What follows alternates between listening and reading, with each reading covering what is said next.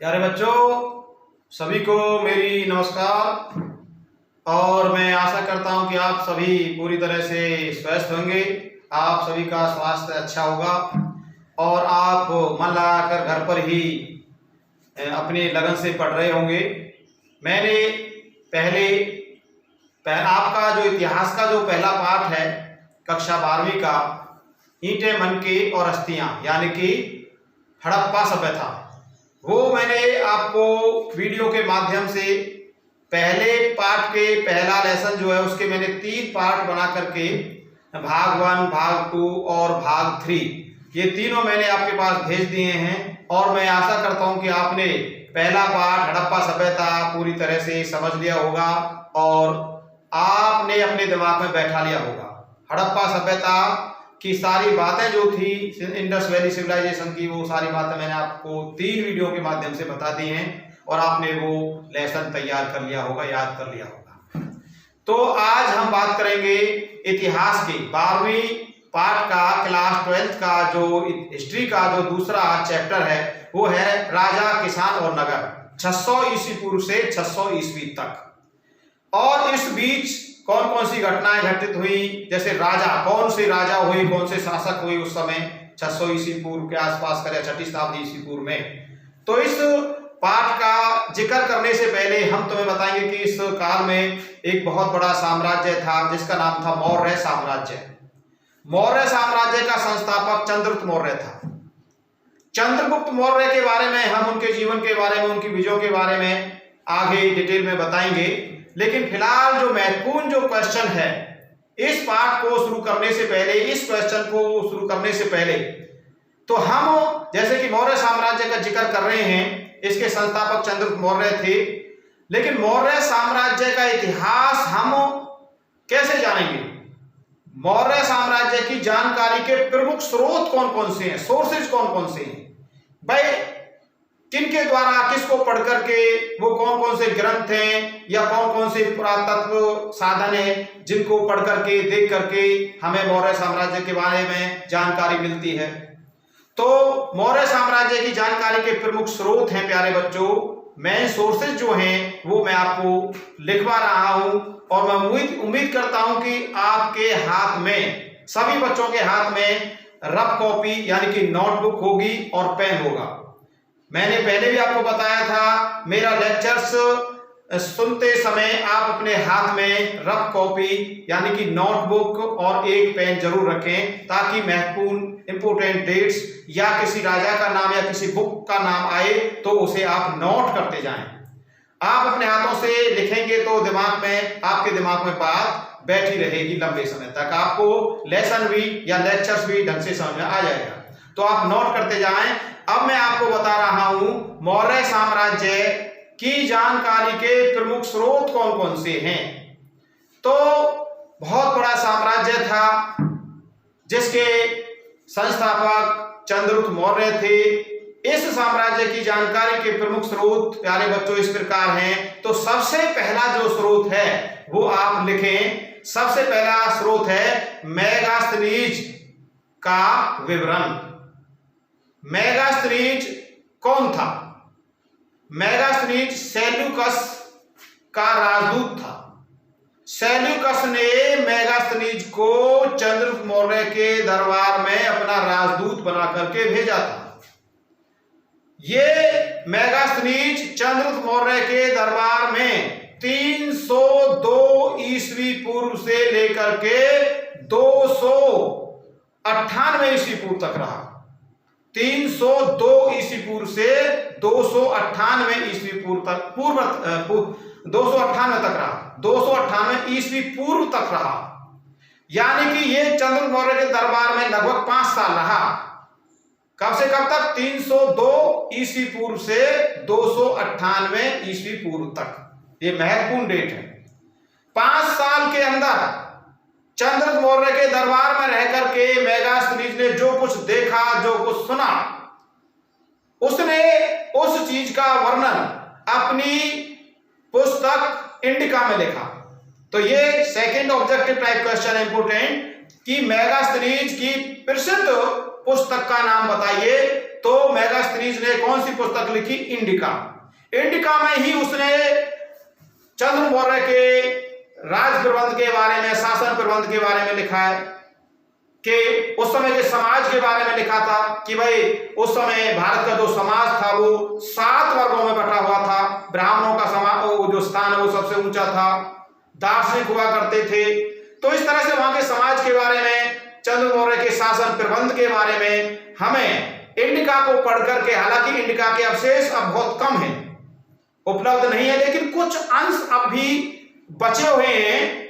यूनान के अंदर ये इंडिका है, क्योंकि यूनान का रहने वाला था भाई सिकंदर भी, और उसका सेनापति सेल्यूकस भी, और जो मेगास्थनीज था ये यूनान का रहने वाला था। तो इंडिका के कुछ अवशेष बचे हैं, उन अवशेषों को या उन अंशों को जोड़ करके हम उस समय के शासन, चंद्र मौर्य के शासन प्रबंध के बारे में या मौर्य साम्राज्य के बारे में जानकारी हासिल कर सकते हैं। तो ये इंपोर्टेंट सोर्स है, महत्वपूर्ण स्रोत है। कौन सा? मेगास्थनीज की पुस्तक इंडिका।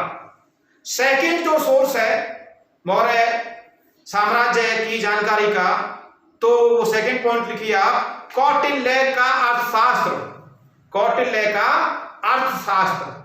देखिए कौटिल्य बहुत बड़े विद्वान थे, जिसकी बदौलत चंद्र मौर्य ने मौर्य साम्राज्य की स्थापना की। तो कौटिल्य कौन था? चंद्रगुप्त मौर्य का गुरु भी था और प्रधानमंत्री भी थे। कौटिल्य ने ग्रंथ लिखा, कौटिल्य ने ग्रंथ लिखा था कौन सा? अर्थशास्त्र। कौटिल्य के ये 3 नाम है, ध्यान रखना प्यारे बच्चों। कौटिल्य को अन्य नामों से भी जाना जाता है।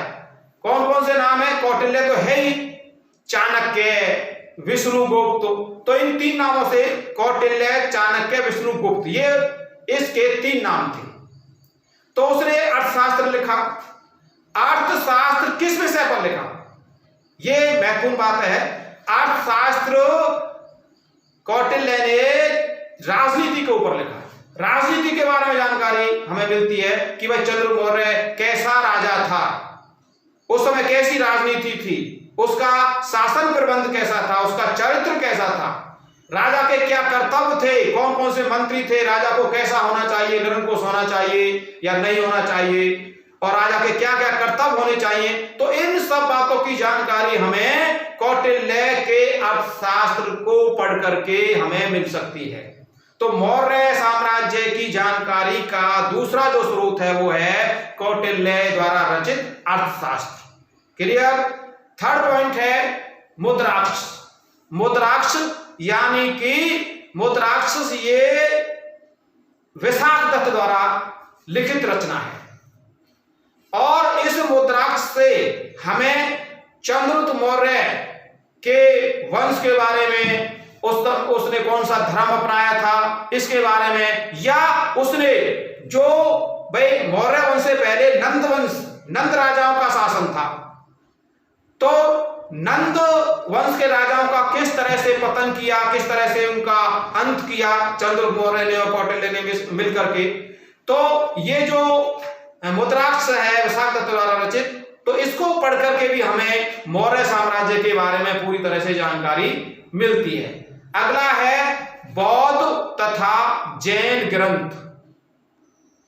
फोर्थ सोर्सेज जो है मौर्य साम्राज्य की जानकारी का वो है आपका बौद्ध तथा जैन ग्रंथ। तो उस समय बौद्ध साहित्य, जैन ग्रंथ जैसे दीप वंश है, महावंश है, बौद्ध ग्रंथ से संबंधित महाबोधि वंश है, तो इनको पढ़ करके, बौद्ध ग्रंथों को पढ़ करके भी हमें मौर्य साम्राज्य के बारे में जानकारी हासिल होती है। ऐसे ही एक कलप सूत्र है जैन धर्म से संबंधित कलप सूत्र, तो उसको पढ़ करके भी हमें मौर्यों के बारे में जानकारी मिलती है। भाई जैसे कि भाई ये हमारे चंद्रगुप्त मौर्य जो हैं वो सबसे पहले किसके, भद्रबाहु, जो जैन मुनि हुए बहुत बड़े भद्रबाहु के संपर्क में आए, और कहते हैं कि लास्ट के अंतिम दिनों में चंद्रगुप्त मौर्य ने जैन धर्म ग्रहण कर लिया था भद्रबाहु के संपर्क में आकर के। तो इस तरह से बौद्ध जो साहित्य है, जैन धर्म से संबंधित जो साहित्य है जैनियों का, तो बौद्ध साहित्य और जैन साहित्य को पढ़ करके भी हमें मौर्य साम्राज्य के बारे में जानकारी हासिल हो सकती है।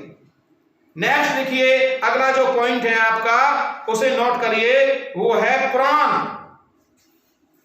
पुराणों को पढ़ करके भी हमें मौर्य साम्राज्य के बारे में जानकारी मिल सकती है।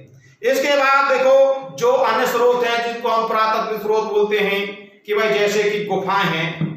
अशोक, सम्राट अशोक भी चंद्रगुप्त मौर्य का सबसे बहुत बड़ा शक्तिशाली शासक रहा है, जिसको हम चक्रवर्ती सम्राट अशोक के नाम से जाना जाता है। इतिहास के पन्नों में सम्राट अशोक का नाम एक चमकते हुए सितारे की तरह भांति दिखाई देता है, अलग दिखाई देता है इतिहास के पन्नों में सम्राट महान अशोक महान का नाम।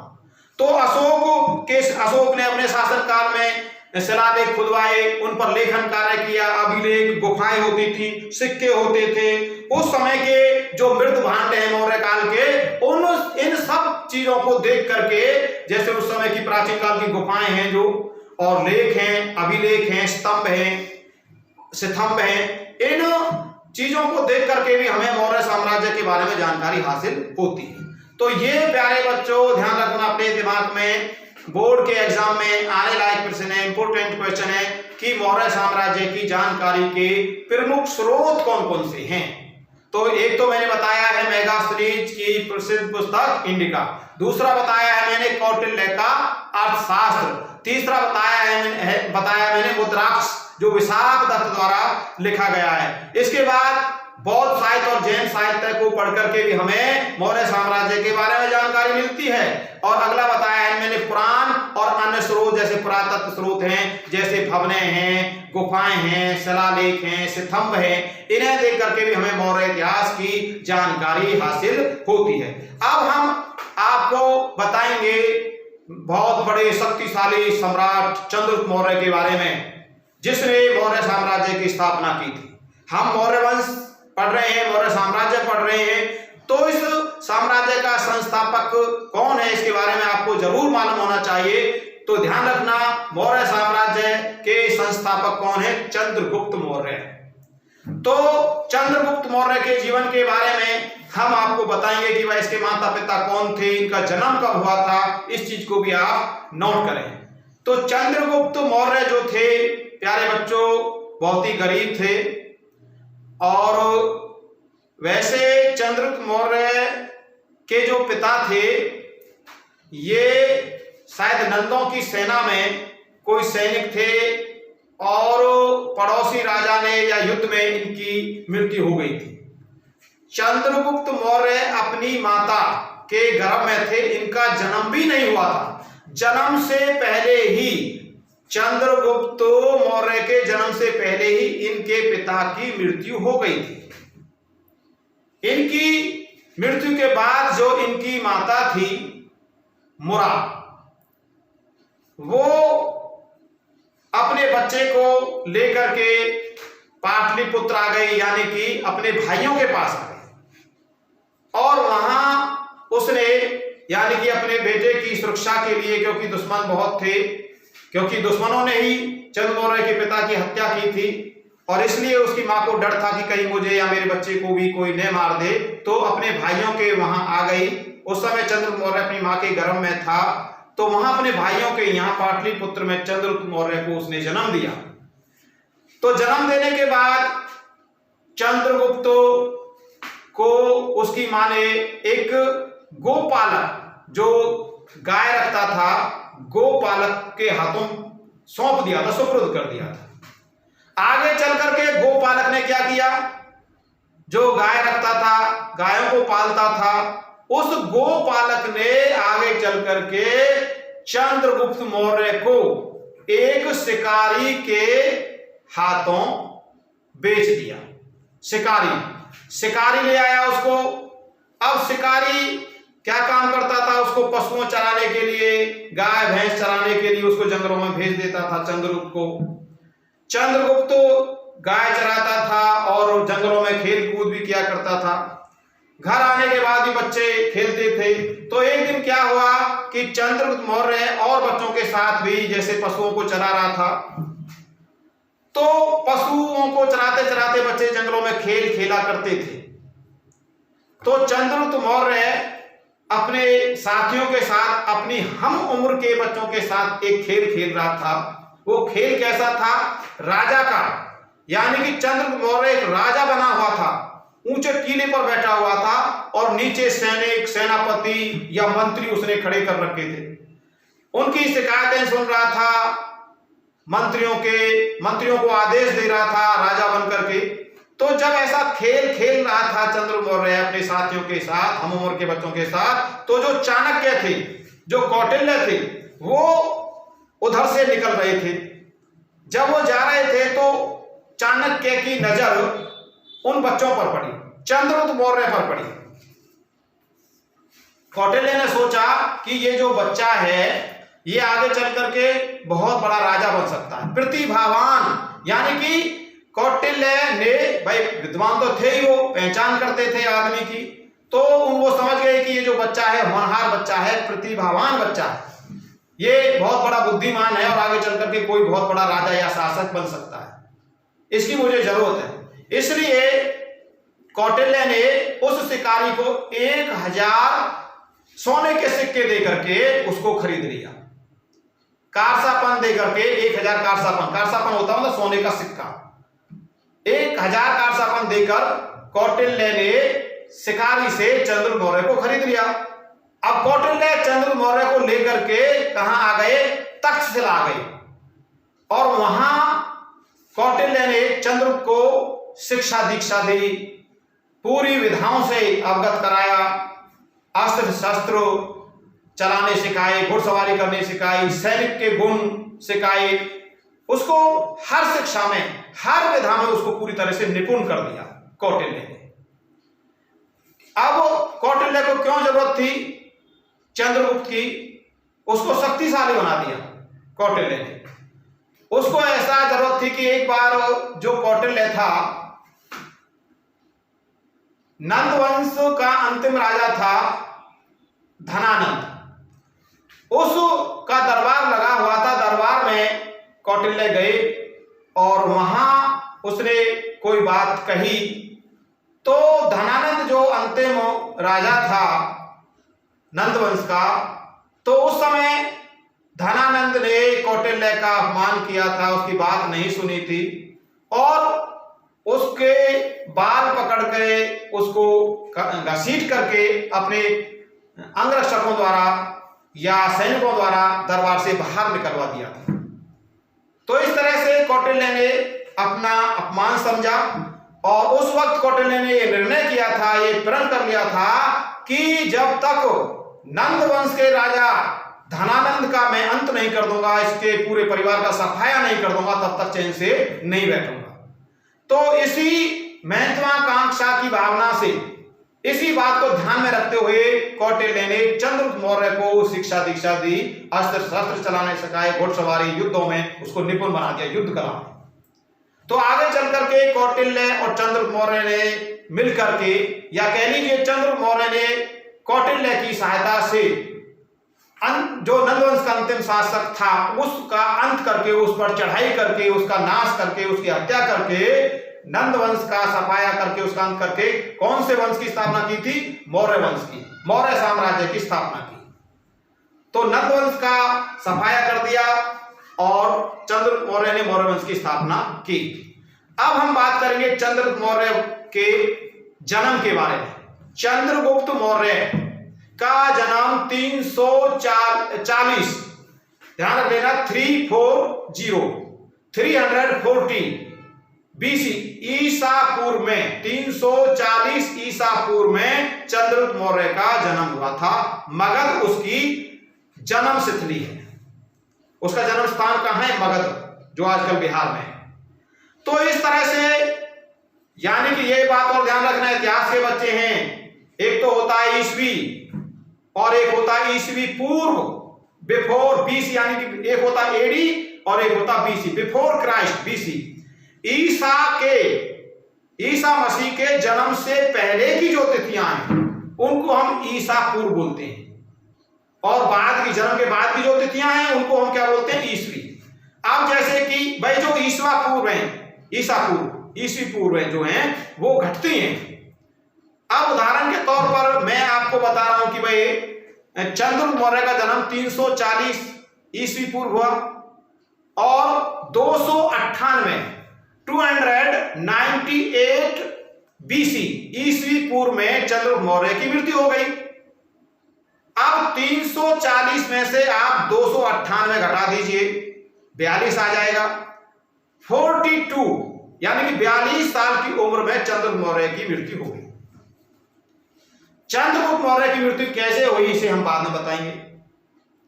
तो अब हम जन्म के बारे में आपको पता चल गया कि 340 ईस्वी पूर्व में मगध के अंदर मगध इनकी जन्म स्त्री थी, जन्म स्थान था। इनके माता पिता जो थे राजा, इनको राजा नंदा कहा जाता था। राजा नंदा जो थे इनके पिता, जैसे पहले बता चुका हूं कि भाई जन्म से पहले ही उनकी हत्या कर दी गई थी। मुरा इनकी मां का नाम था। जो इनके पिता थे वो मौर्य नगर के रहने वाले थे, मौर्य नगर। और इनके जो मां थी, मां के जो माता पिता थे उनका मां का जो मतलब मोर पाला जाता था। मोर बहुत ज्यादा काफी संख्या में पाले जाते थे उस समय। तो मौर्य नगर था, वहां के रहने वाले थे इनके पिता, मौर्य नगर। शायद मौर्य नगर भी बसाया था उनके पिता ने। तो मोर अधिक पाले जाते थे किसके द्वारा? चंद्रगुप्त मौर्य के पिता द्वारा। और इनकी मां जो थी वो, उनकी मां के जो वो थे माता पिता, वो भी मोर बहुत ज्यादा पालते थे। तो मोर पालने की वजह से उसको मौर्य नगर कहा जाता था। मोरों के आधार पर ही हो सकता है शायद इस वंश का नाम मौर्य वंश पड़ा हो। दूसरा, मौर्य वंश क्यों रखा चंद्रगुप्त मौर्य ने? अपनी मां के नाम पर, ध्यान रखना, अपनी मां के नाम पर चंद्रगुप्त मौर्य ने, उनकी मां का क्या नाम था? मुरा। तो मुरा से मौर्य पड़ गया। तो इस तरह से मां के, ये पहला इतिहास में पहली बात है कि भाई किसी राजा ने अपने वंश का नाम अपनी माता के नाम पर चलाया हो या अपनी माता के नाम पर रखा हो। ये बहुत बड़ी बात है। मुरा के नाम पर, मुरा से क्या बन गया? मौर्य। अब आगे एक बात और हम बताएंगे आपको कि जो चंद्रगुप्त मौर्य था उसने आगे क्या काम किया, कौन कौन सी विजय प्राप्त की। तो चंद्रगुप्त मौर्य को उसके गुरु चाणक्य ने पूरी तरह से हर विधा से अवगत करा दिया था, दक्ष कर दिया था, पूरी तरह से पक्का और मजबूत बना दिया था। तो आगे चल करके चंद्रगुप्त मौर्य जब बड़ा हुआ तो उसने एक विशाल, दोनों ने मिलकर के, कौटिल्य ने और चंद्रगुप्त मौर्य ने एक विशाल सेना का संगठन बनाया, गठन किया। एक विशाल सेना बनाई जिनकी सेना में 6 लाख पैदल और 9,000 हाथी, 30,000 घुड़सवार और 8,000 रथ। 6 लाख पैदल, 30,000 घुड़सवार, 9,000 हाथी और 8,000 रथ, ये चंद्रगुप्त मौर्य की सेना में थे। यानी कि इतनी विशाल सेना थी, इतनी विशाल सेना थी। इस विशाल सेना के बल पर ही चंद्रगुप्त मौर्य ने लगभग समस्त भारत पर विजय प्राप्त कर ली थी और एक अखंड भारत का निर्माण किया, अखिल भारतीय गणराज्य की स्थापना की। उसका जो राज्य था चंद्रगुप्त मौर्य का, इधर आपका बंगाल से लेकर के उत्तर पश्चिम में अफगानिस्तान पाकिस्तान तक, और इधर आपका उत्तर से लेकर के नीचे दक्षिण में कर्नाटक फैला हुआ था। लगभग पूरे भारत पर कब्जा था चंद्रगुप्त मौर्य का। इसलिए विशाल भारत पर उसने अपना साम्राज्य स्थापित कर लिया था, उत्तर पश्चिम तक। तो अब हम बात करेंगे चंद्रगुप्त मौर्य की प्रमुख विजय। चंद्रगुप्त मौर्य की प्रमुख विजय कौन कौन सी थी? तो सबसे पहली जो विजय है वो है पंजाब की विजय। भाई चंद्रगुप्त मौर्य ने सबसे पहले पंजाब को जीता, क्योंकि वो जानता था कि एक साथ हम उस पर मगध पर आक्रमण नहीं कर सकते। आगे चल करके मगध को जीता था, उसका एक कारण रहा है भाई मगध पर क्यों चढ़ाई की। जैसे कि अभी मैं नंदवंश के अंतिम राजा धनानंद की बात कर रहा था, धनानंद को पराजित करना चाहते थे दोनों का, कौटिल्य और ये आपके चंद्रगुप्त मौर्य मिलकर के। तो इन्होंने क्या काम किया? सबसे पहले पंजाब को जीता, उसके बाद उत्तर पश्चिमी भारत लगभग समस्त जीत लिया था, समस्त भारत पर विजय प्राप्त की। इसके बाद उसने मगध पर विजय प्राप्त की है। ये ध्यान रखना, ये इंपोर्टेंट प्रश्न है। मगध इंपोर्टेंट बात है, मगध की विजय। भाई मगध को क्यों जीतना चाहता था? मैंने बताया था कि 16 महाजनपद थे उस समय। 16 महाजनपदों में सबसे शक्तिशाली राज्य कौन सा था? मगध। और उस समय जब नंदों का शासन चल रहा था, तो उस समय मगध का शासन, मगध का अंतिम जो राजा था या नंदवंश का राज था, नंदवंश का अंतिम राजा धनानंद था। धनानंद भी भाई शक्तिशाली राजा था, धनवान भी था, शक्तिशाली भी था। उसकी सेना में नंदवंश के शासक धनानंद की सेना में भी 6 लाख पैदल, 10,000 घुड़सवार और 2,004 घोड़ों वाले रथ और 3,000 हाथी थे। तो नंदवंश के राजा धनानंद के पास भी एक विशाल सेना था। लेकिन भाई फिर भी कौटिल्य और चंद्रगुप्त मौर्य ने मिलकर के, दोनों ने मिलकर के मगध के अंतिम राजा या कह लीजिए नंदवंश के अंतिम राजा धनानंद को उसने पराजित कर दिया। दोनों ने मिलकर के पराजित कर दिया। नंदवंश का राजा धनानंद को पकड़ लिया गया और उसकी हत्या कर दी गई। तो इस तरह से कौटिल्य और चंद्रगुप्त मौर्य ने मिलकर के धनानंद के वंश नंदवंश को पूरी तरह से मिटा दिया। आगे लिखिए बंगाल की विजय। भाई हम बता रहे हैं कि इधर उत्तर पश्चिम से लेकर के बंगाल तक उसका साम्राज्य स्थापित था, तो बंगाल भी उसने अपने कब्जे में ले लिया, बंगाल पर विजय प्राप्त की। अब एक इसके बाद आ जाएगा सेल्यूकस। सेल्यूकस की पराजय, यानी कि सेल्यूकस को भी हरा दिया चंद्रगुप्त मौर्य ने। सेल्यूकस कौन था? सेल्यूकस निकेटर जिसको बोलते हैं, सिकंदर का सेनापति था। भाई सिकंदर तो अपने जीते हुए प्रदेशों को छोड़ करके चला गया, बेबीलोन वापस लौट गया। अपने जीते हुए प्रदेशों का मालिक सेल्यूकस को बना दिया सिकंदर ने।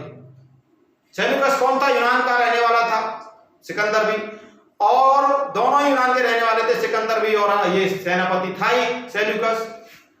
तो सेल्यूकस ने युद्ध किया, सेल्यूकस और दोनों के बीच, चंद्रगुप्त मौर्य और सेल्यूकस के बीच युद्ध हुआ था। यह है 305 ईस्वी पूर्व की घटना है। चंद्रगुप्त मौर्य और सेल्यूकस के बीच 305 ईस्वी पूर्व में युद्ध हुआ। इस युद्ध में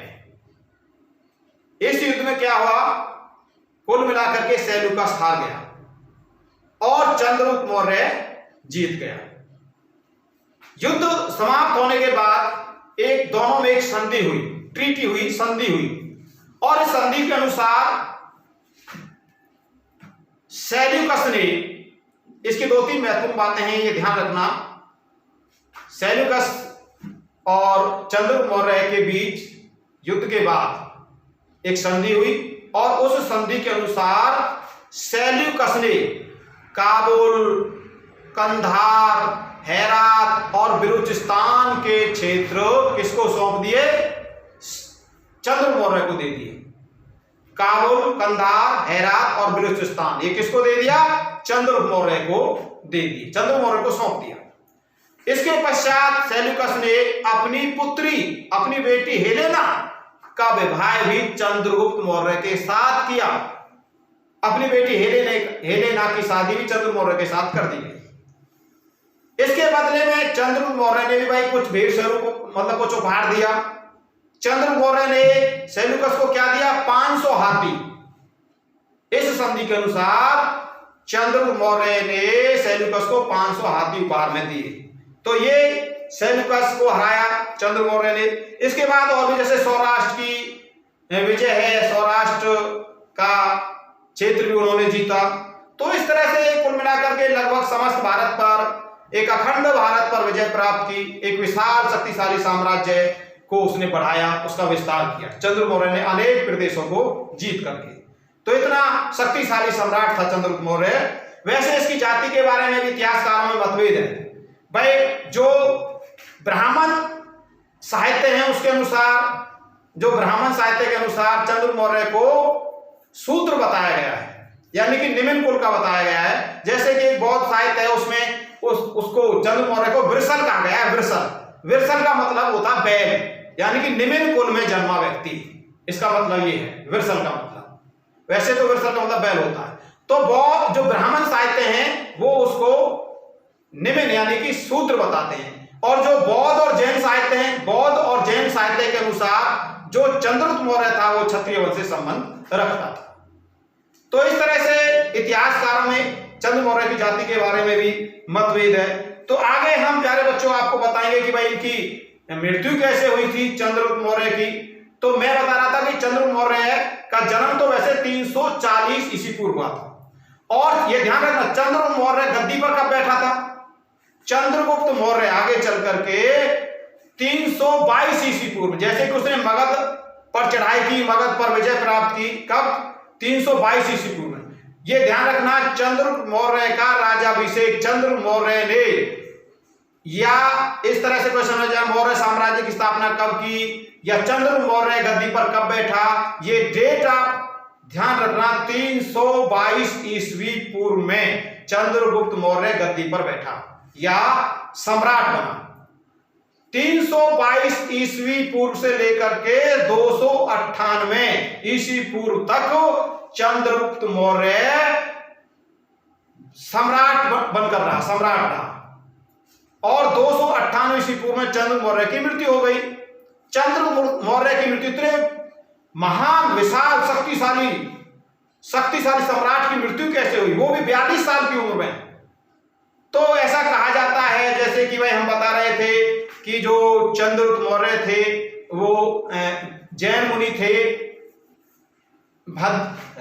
भद्रबाहु उनके संपर्क में आए, और संपर्क में आने के बाद उन्होंने जैन धर्म स्वीकार कर लिया, और भद्रबाहु के साथ वो कर्नाटक आए। कर्नाटक में एक सिरवन बेलगोला में अपने आप ही उनकी मृत्यु हुई। अपने आप का मतलब यह है कि जैन मुनि यानी कि एक विधि है भूखे रहने की, व्रत रखने की, उस के आधार पर भूखे रह करके व्रत रख के एक सन्यासी का रूप धारण उन्होंने कर लिया था। तपस्या करके व्रत रख के भूखे रह करके, यानी कि अन्न जल का और अन्न का उन्होंने त्याग कर दिया था। तो इस तरह से उनकी मृत्यु हो गई सिरवन बेलगोला में, कब? 298 ईस्वी पूर्व में। तो ये ध्यान रखना चंद्रगुप्त मौर्य ने काफी विजय प्राप्त की, और 322 से लेकर के 298 ईस्वी पूर्व तक चंद्रगुप्त मौर्य का शासनकाल रहा है। सिरवन बेलगोला में उनकी मृत्यु हो गई। तो प्यारे बच्चों आज इतना ही। कल हम सेकंड वीडियो आपके सामने लाएंगे। सेकंड वीडियो के माध्यम से मैं आपके सामने पेश होऊंगा। तब तक के लिए आप इस पाठ को तैयार करिए। आपने सभी को मेरा लेक्चर समझ आ गया होगा, आपने ध्यान से मेरी बातें सुनी, इसके लिए आप सबका बहुत बहुत धन्यवाद।